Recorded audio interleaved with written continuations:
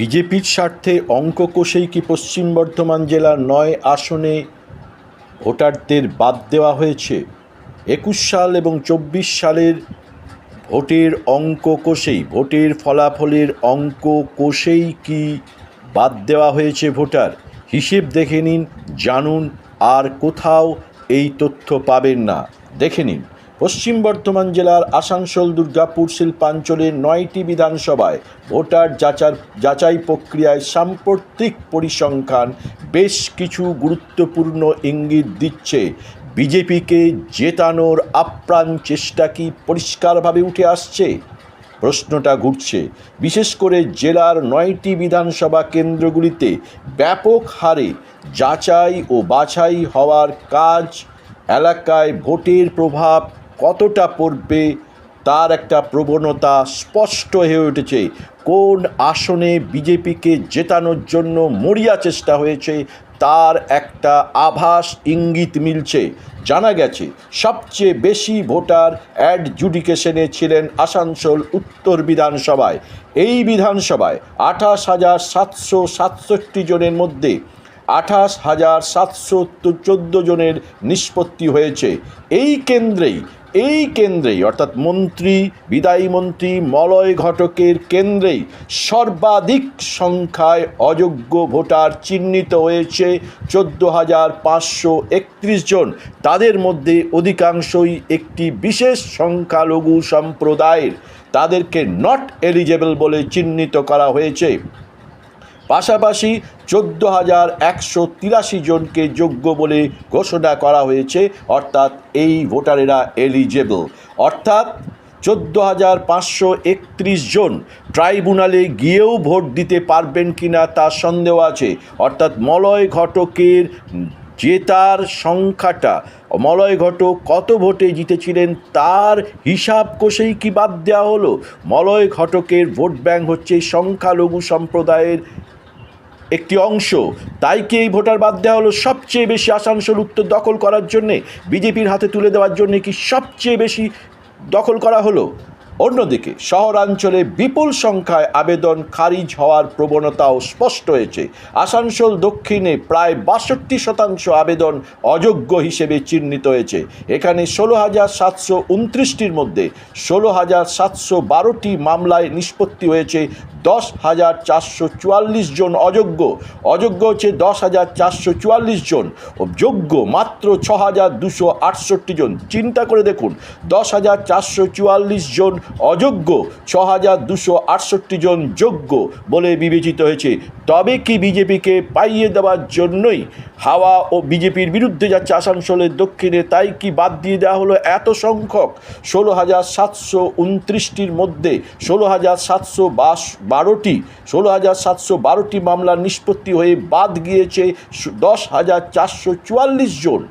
এরপরে রানীগঞ্জেও ১৭,৮৯৪টি মামলার সবকটিতে নিষ্পত্তি হয়ে ১০,০১৭ জন অযোগ্য, ১৭,০০০-এর মধ্যে ১০,০১৭ জন অযোগ্য এবং ৭,৮৩২ জন যোগ্য।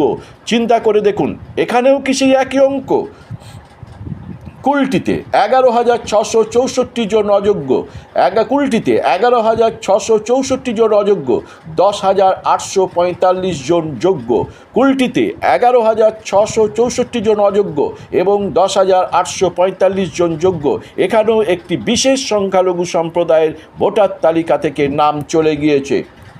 এই পরিসংখ্যান থেকে বোঝা যায় ঘন বসতিপূর্ণ এলাকাগুলিতে যাচাই প্রক্রিয়ার নামে বাদ দেওয়া হয়েছে বা বাদ গিয়েছে। তবে কিছু বিধানসভায় তুলনামূলক ইতিবাচক ছবিও সামনে এসছে। জামুরিয়া ও বারাবণীতে যোগ্য ভোটারের সংখ্যা অযোগ্যদের থেকে বেশি। অনেকেই বলছেন, রাজনৈতিক মহলে বলছেন, জামুরিয়ায় যে সংখ্যক ভোটে লিড পেয়েছিল তৃণমূল এবং এখানে সিপিএমের গড় এটা, তাহলে সেক্ষেত্রে বিজেপির জেতার কোনো সম্ভাবনা নেই। বারাবণীতে বিজেপির জেতার কোনো সম্ভাবনা নেই। তাই এখানে একটু নরম সুর নিয়েছে কমিশন। প্রশ্নটা শিল্পাঞ্চল জুড়ে তুফানের মতন, সাইক্লোনের মতন ঘুরছে। দেখুন, জামুরিয়াতে বারাবণীতে 4,862 জন যোগ্য ও 3,664 জন অযোগ্য। যেখানে আসানসোল উত্তর, আসানসোল দক্ষিণ, রানীগঞ্জ যেখানে অযোগ্য বেশি, সেখানে বারাবণীতে যোগ্য হচ্ছে 4,862 এবং অযোগ্য হচ্ছে 3,664। জামুরিয়ায় 7,061 জন, 7,061 জন যোগ্য, 6,337 জন অযোগ্য। দুর্গাপুর মহকুমাতেও মিশ্র ফল পাওয়া গিয়েছে। দুর্গাপুরের দুটি আসন, একটি আসন তৃণমূলের নিশ্চিত জয়, সেটি হচ্ছে দুর্গাপুর পূর্ব। এখানে শুভেন্দু অধিকারীর অনুগামী চন্দ্রশেখর বন্দ্যোপাধ্যায়ের জয়ের সম্ভাবনা নেই বললেই চলে।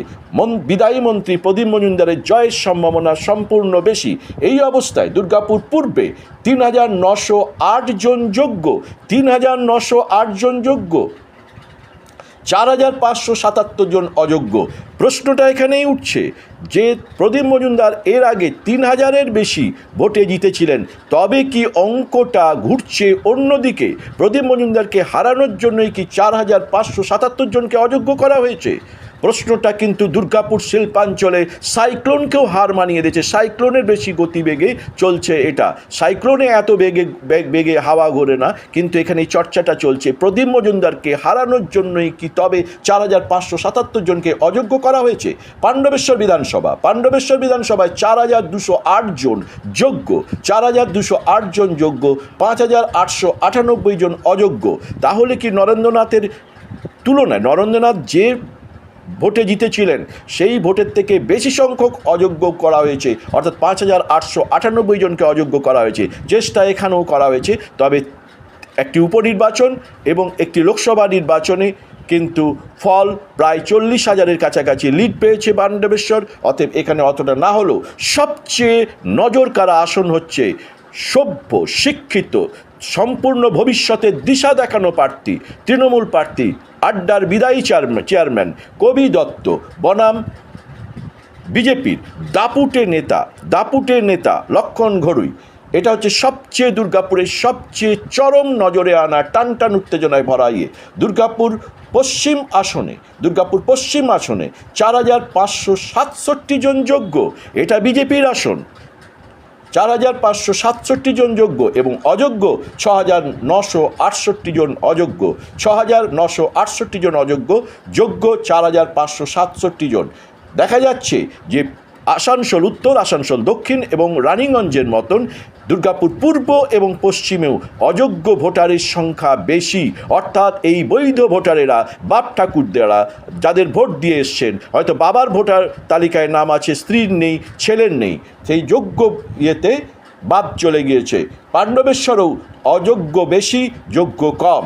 গোটা রাজ্যের তথ্য যাচাই অনুযায়ী 60 লক্ষ বাদ মামলার নিষ্পত্তি হয়েছে।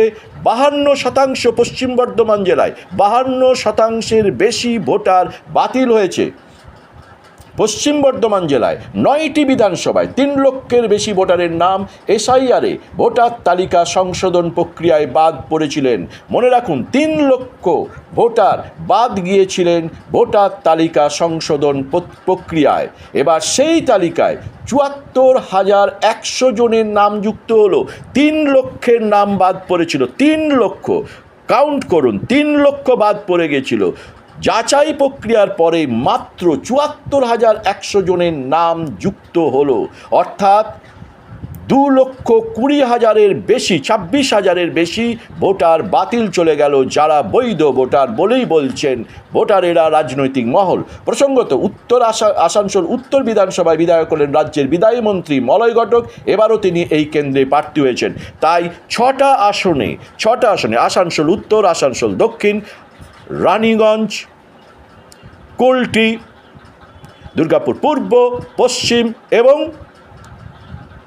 পাণ্ডবেশ্বর, এখানে অযোগ্য ভোটারের সংখ্যা বেশি, অর্থাৎ ভোটার তালিকা থেকে বাদ পড়েছে।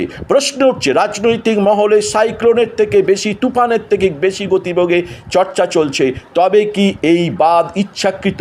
বিজেপিকে জেতানোর জন্যে অঙ্ক কষেই কি এই বাদ দেওয়া হয়েছে? প্রশ্নটা উত্তর সময় দেবে, অর্থাৎ 4ই মে ভোটের ফলাফলের পর পরিষ্কার হয়ে যাবে জেতার জন্যেই কি হয়েছিল, না জেতার আশাতে করা হয়েও বুমেরাং হয়ে গেল বিজেপির পক্ষে।